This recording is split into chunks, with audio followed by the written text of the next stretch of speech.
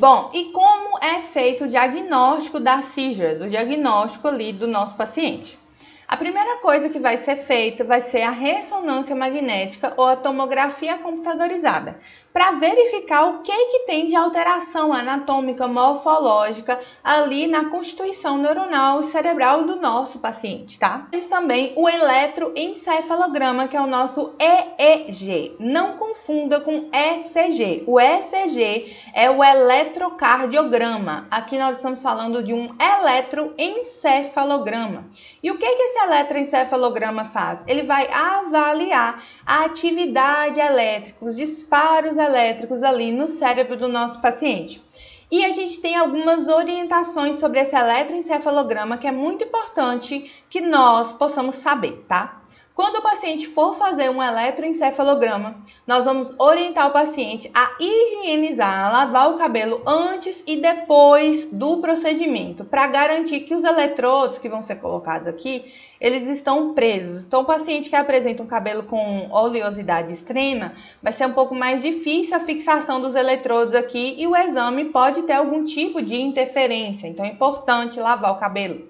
Nós vamos evitar cafeína ou uso de qualquer tipo de estimulante, tá? Até mesmo aqueles chá pretos, cafés descafeinados, todos esses. Nós vamos evitar por um período de 12 a 24 horas. A gente não quer nada que estimule a convulsão. A gente quer entender o que está acontecendo com os disparos elétricos aqui do cérebro do nosso paciente, tá? Não vamos dar remédios para convulsões. Então, se é um paciente que já tem epilepsia, então ele normalmente vai usar ali um anticonvulsivo, como é o caso da fenitoína, do levetiracetam, por exemplo, aí ele vai parar o medicamento, porque a gente quer entender como funciona o disparo elétrico, como é a atividade elétrica cerebral dele, sem interferência de qualquer tipo de coisa, tá? O paciente vai ficar sem dormir, a gente quer verificar como o cérebro dele vai reagir à privação do sono. E esse é um exame que não tem necessidade de ficar em NPO, não tem necessidade do nosso cliente ficar em jejum, tá?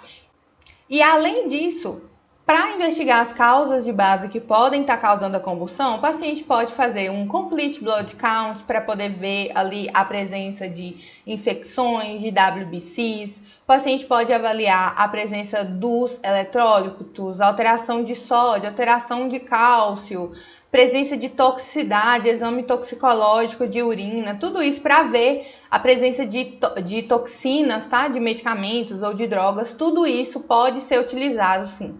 Mas, como um padrão, a gente tem a ressonância magnética e um eletroencefalograma, tá bom?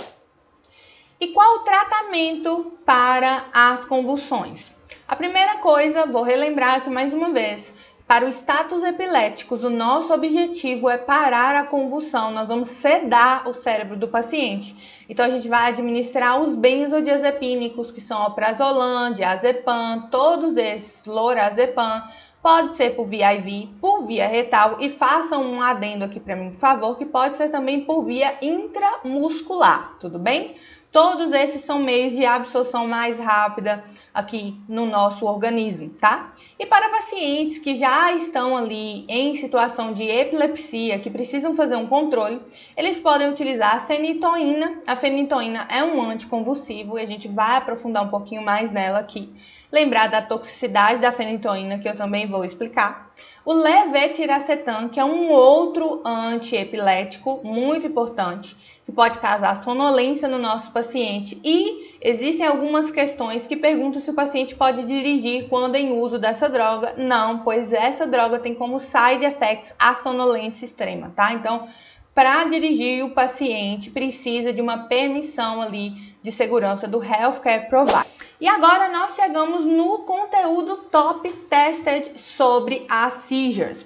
As seizures, pessoal, é um conteúdo que vai se aplicar não somente dentro da neuro, porque existem uma série de doenças que podem levar o paciente a desenvolver uma convulsão. Então, seizure precautions, precauções de convulsão, precauções de queda, que são as fall precautions, tudo isso é coisa que a gente vai usar em várias as áreas aqui do NCLEX, em vários dos sistemas. Então, é importantíssimo sabermos isso de cor e salteado. Então, coisas importantes que precisamos saber. Durante um episódio convulsivo, pedir ajuda e ficar com o cliente, não sair do quarto, não abandonar o cliente. Nós vamos apertar lá o botãozinho para o time de resposta rápida, o botãozinho de chamar os nossos colegas.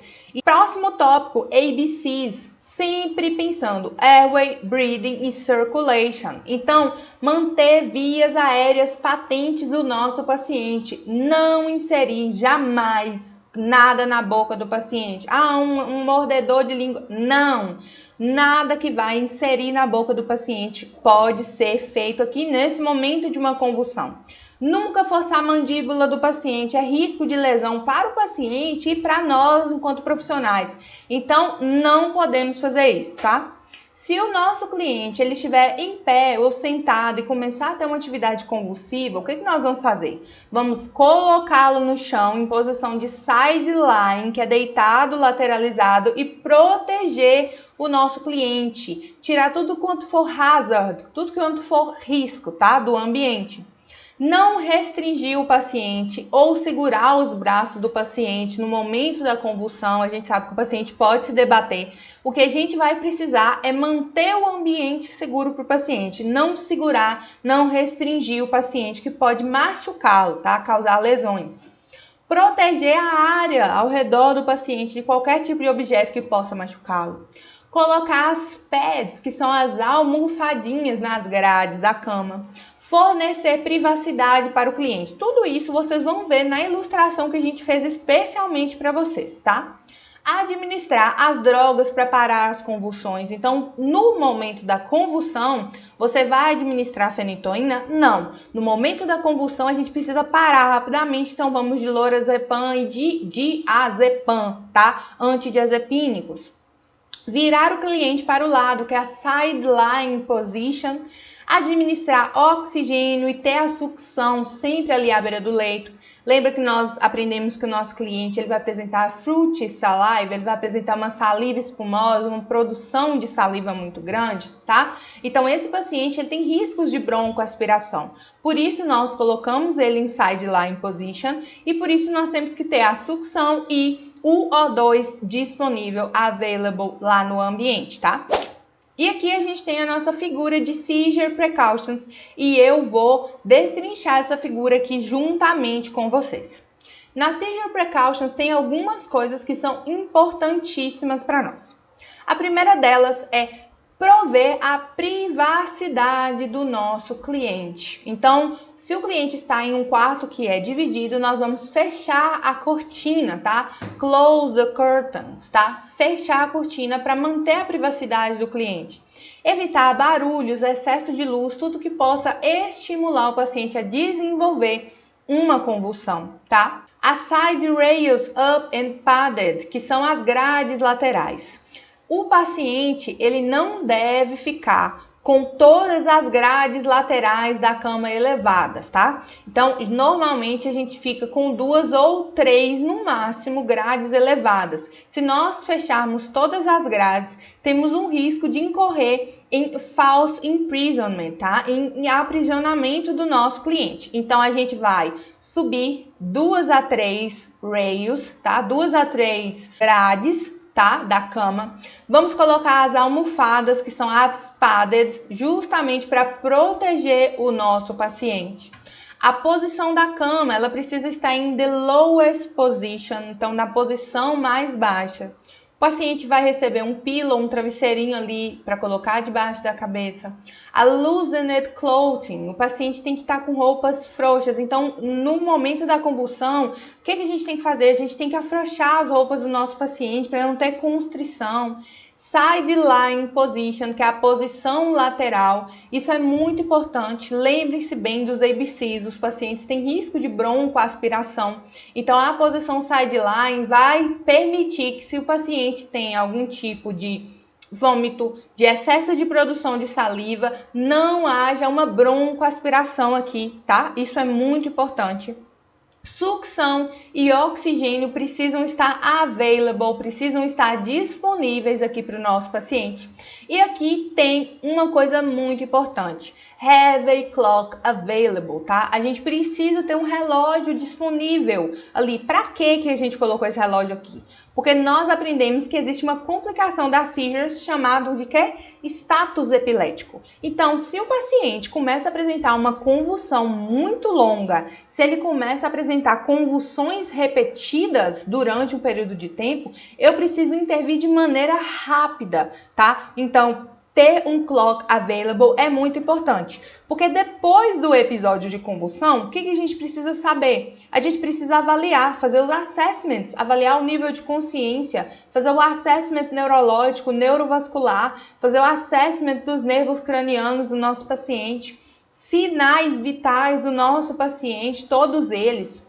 Documentar a duração da convulsão, características da convulsão, se teve uma fase tônico-clônica, se foi somente tônica, se foi somente clônica, preparar caso precise fazer qualquer tipo de sucção no nosso paciente. Isso aqui são tópicos muito importantes que nós precisamos colocar assim disponíveis na nossa frente o tempo todo para que a gente aprenda, para que a gente decore isso daqui, tá? Outra coisa importante, nós vamos acessar o cliente para injúrias, acessar para ver se ele teve algum ferimento. Lembre-se bem que o cliente tem um excesso de movimentos involuntários, então o risco do paciente se machucar é muito grande. Então nós precisamos acessar o cliente, acessar esse cliente para qualquer tipo de lesão, tá? Dani, e é só isso? Não, não é só isso. Nós precisamos educar o nosso paciente a identificar a sua fase de aura, a sua fase prodromal, que ele vai ter ali algumas pistas.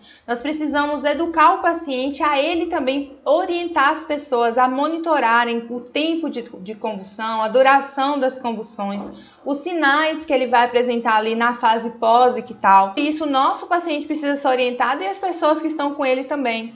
Nosso paciente precisa utilizar um Medical Alert Bracelet, tá? É um paciente que tem risco de convulsionar em qualquer lugar que ele estiver.